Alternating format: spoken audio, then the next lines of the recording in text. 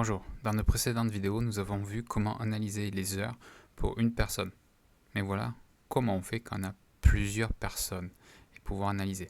Alors, il y a bien entendu plusieurs façons de traiter, il y a plusieurs formes de données d'entrée. Si vous avez plusieurs fichiers Excel, je dirais que ça c'est le cas le plus facile, le plus simple, vous mettez tout dans un répertoire et avec Power Query vous allez tout faire. Mais j'ai pris un cas un peu plus complexe, c'est-à-dire que j'ai un fichier Excel avec une table pour chaque feuille. Je peux voir ma table ici avec la date, les heures. Je n'ai même pas le nom de la personne, mais par contre, le nom de la table correspond au nom de la personne, Monsieur A. Et pour me repérer, j'ai mis A pour nommer la feuille.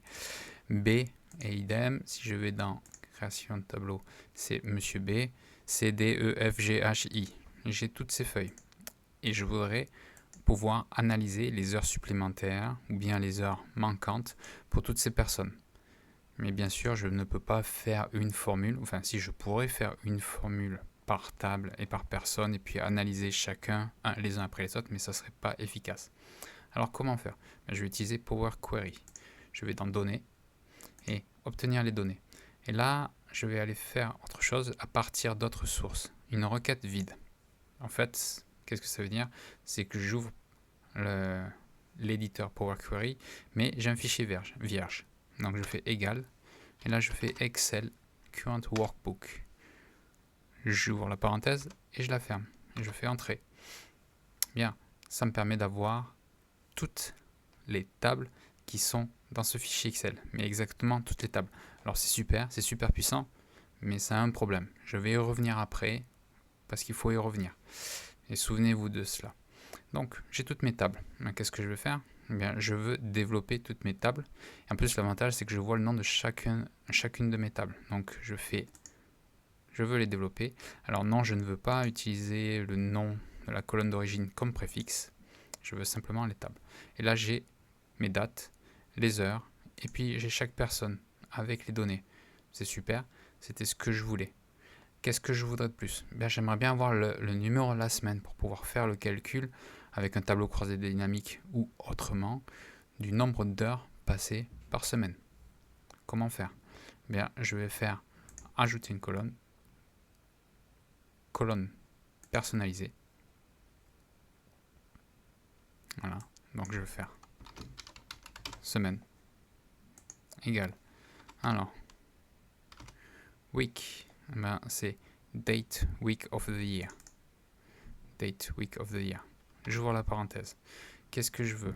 Je veux utiliser la colonne date pour savoir. Et après, first day of the week. First day of the week, il faut faire attention parce que dans certains pays, par exemple, le premier jour de la semaine c'est dimanche. Dans d'autres, comme la France, là où je me trouve, c'est plutôt lundi. Donc je voudrais que ce soit lundi. Tout simplement, je commence à écrire Monday et c'est Day Monday. Et je ferme la parenthèse.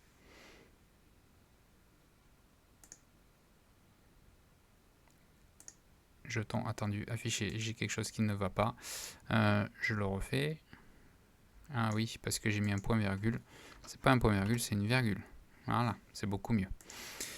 Très bien, je vois qu'aucune erreur de syntaxe n'a été détectée. Très bien, je fais OK.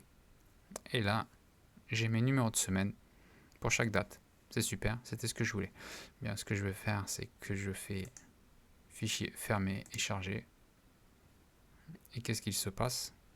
Bien, il se passe ce que je voulais, c'est que j'ai ma requête avec la date. Alors, je vais revenir dessus. Il n'a pas pris la date en tant que format de date, donc il faut que je reprenne ça. Mais c'est pas, à la rigueur, c'est pas très grave. Par contre, ce qui est important, c'est que je reviens dessus pour une chose très importante, c'est que la requête source, vous voyez déjà une première chose, c'est que j'ai des erreurs qui n'étaient pas là dès le début. Et la requête source, en fait, il faut la rafraîchir. On va la rafraîchir pour qu'elle affiche bien tout.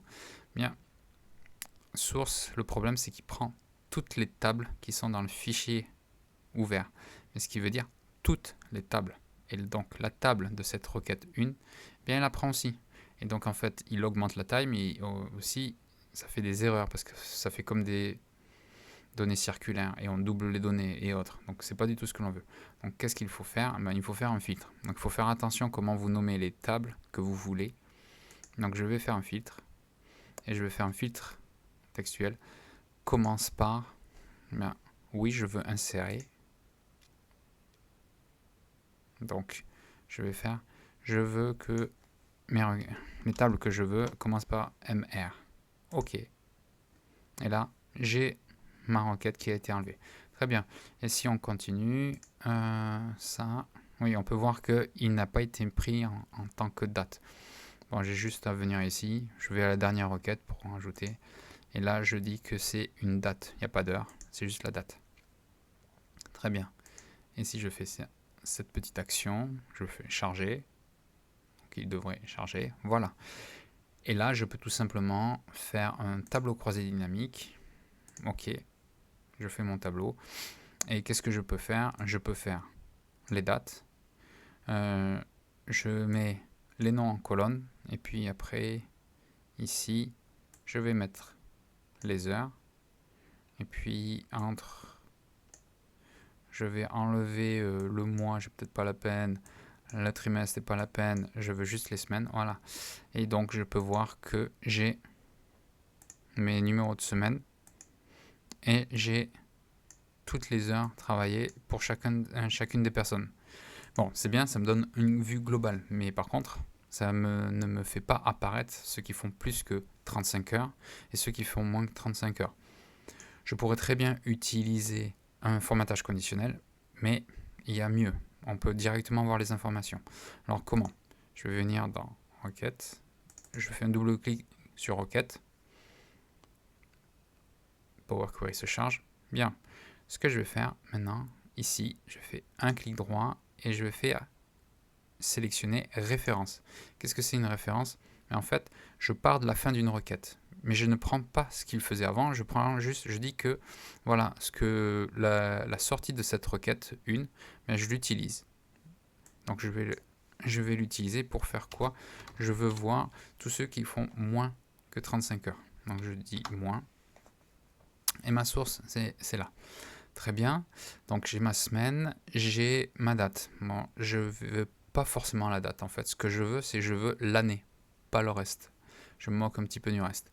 Bien, il y a tout un tas de manières de faire. Je pense que la manière la plus simple, c'est d'aller dans transformer et ici, date, dire je veux l'année et tout simplement l'année. Et là, il a transformé la date, il a pris que l'année. Très bien, et maintenant ce que je vais faire, c'est que je vais regrouper par. Bon, je vais regrouper par quoi? Je vais regrouper par date, oui, je fais avancer, mais je vais aussi regrouper par le numéro de la semaine et je vais aussi regrouper par le nom. C'est-à-dire que j'aurai bien un regroupement personnalisé comme je veux. Donc le nombre, c'est pas le nombre que je veux, mais je veux que ça soit NB heures par semaine. Compter les lignes. Non, je ne veux pas compter les lignes, je veux que tu fasses la somme. Et la somme de quoi? Ben, la somme des heures. Très bien, je fais OK.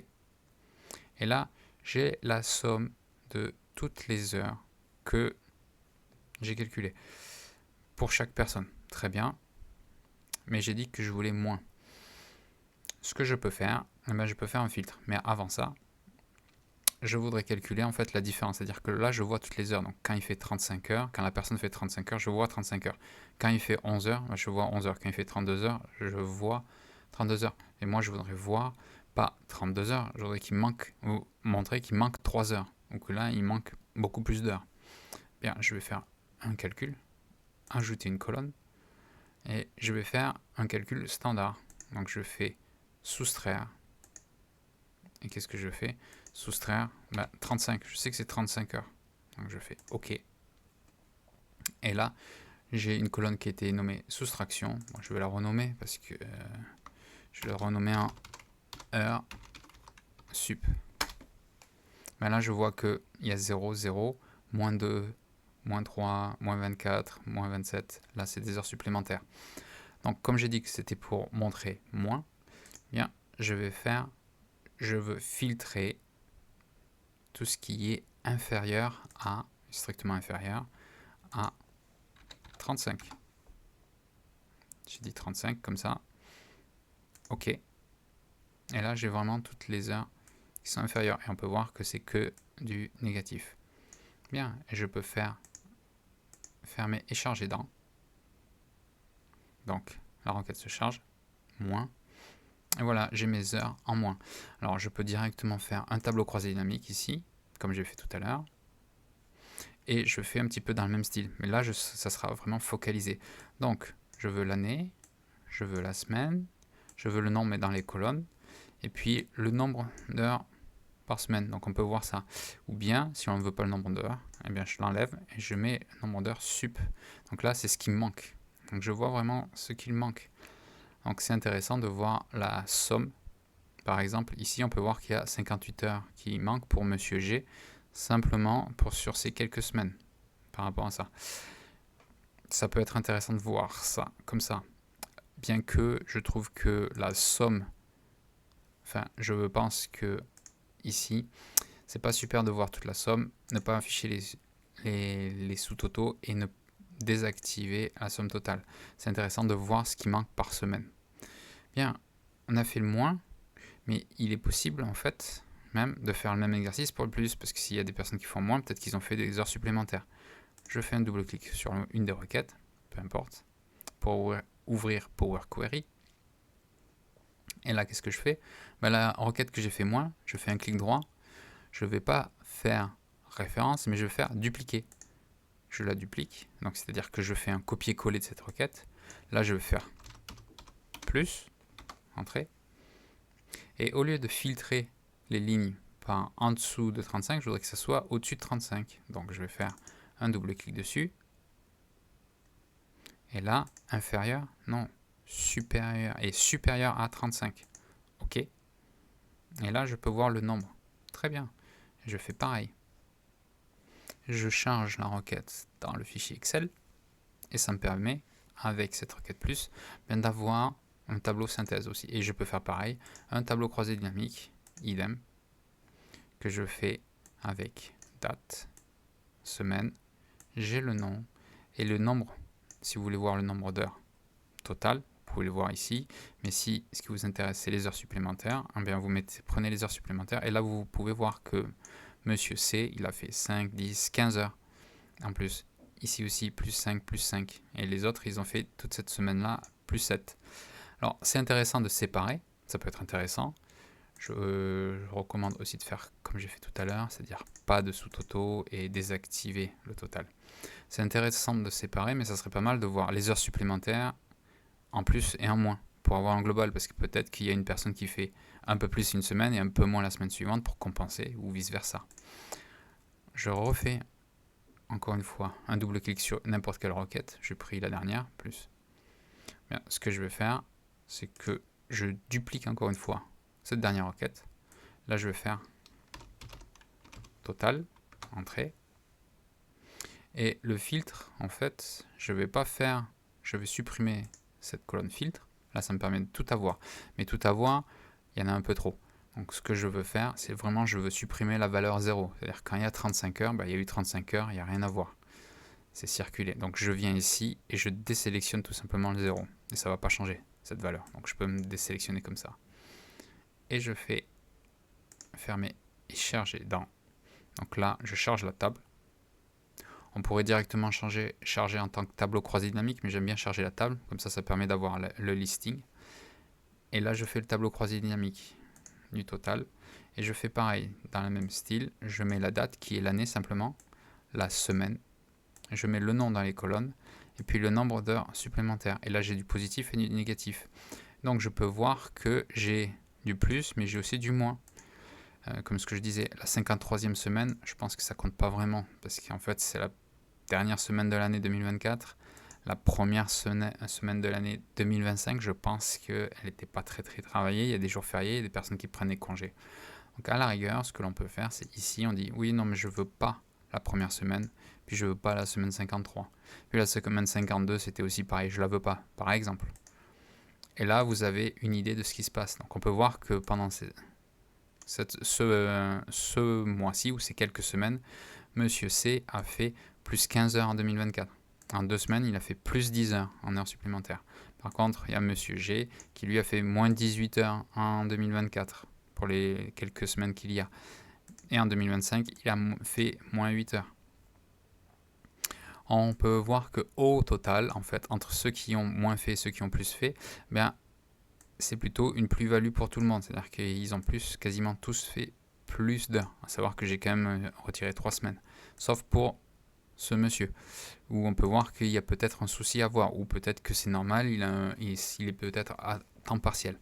Donc voilà, c'était comment, avec des données sur plusieurs feuilles, comme ici, qui sont pas faciles à gérer d'une manière séparée, bien les gérer avec Power Query d'une manière facile, simple et efficace. Merci.